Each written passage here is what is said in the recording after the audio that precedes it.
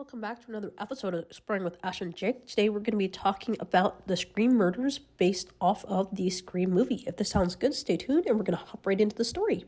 The movie Scream was based off of real-life murders committed by serial killers who lived in Gainesville, Florida. Fun fact. What if you were to find yourself trapped in a real-life situation like this based off of the actual movie events? That was the unexpected case for Cassie Jo Stoddart.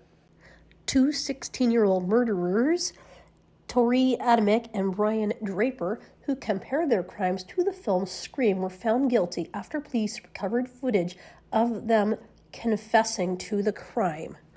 Troy Adamek and Brian Draper were dubbed the Scream Killers following the events that unfolded on the night of the 22nd of September 2006 when they entered the Idaho home of their friend Cassie Jo Stoddart, who was staying to carry out a brutal killing.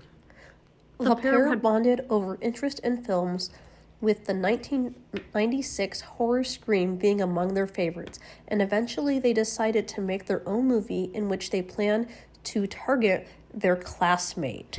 Troy Adamek and Brian Draper filmed themselves plotting their first murder with a transcript printed by the Parkman magazine, citing Draper saying, "We found our victim, and it's sad as it may be, she's our friend, but you know what? We all have to make sacrifices."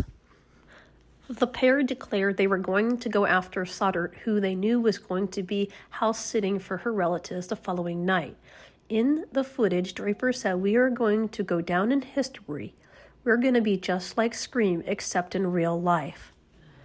Stoddart invited Draper and Adamek along with her boyfriend to her home to watch a film, but the two boys soon left with the claim that they were going to a local cinema.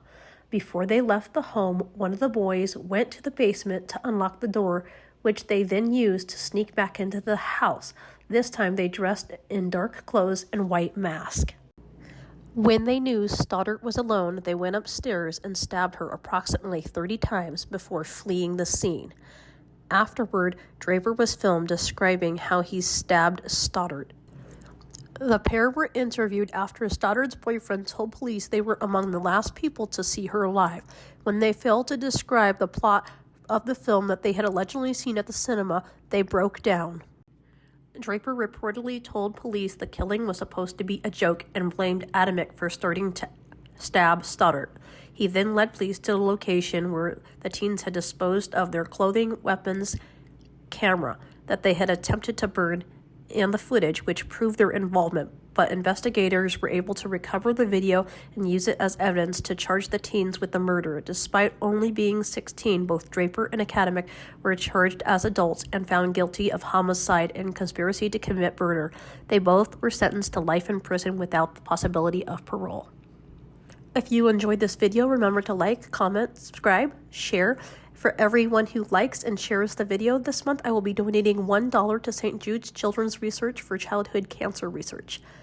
As always, thanks for watching. We'll see you in our next video. Keep exploring and stay weird.